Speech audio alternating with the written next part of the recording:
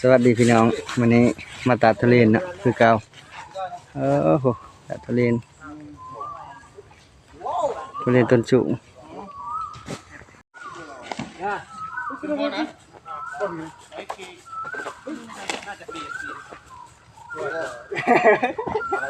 เจ๋งว่ะพี่ได้เลยไม่ได้ก็หมดเลยได้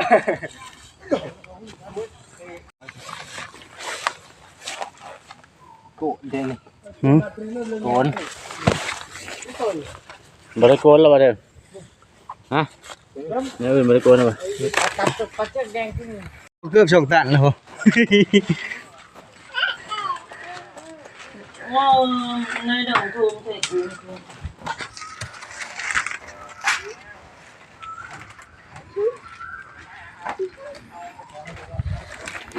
ทุเรียน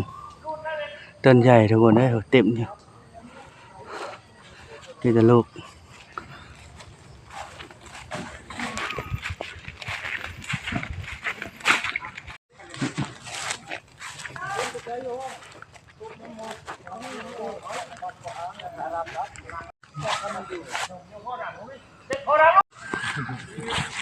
เขากล้าเขาชงกูได้กูใช่เอาเนี่ยทุกคนพอ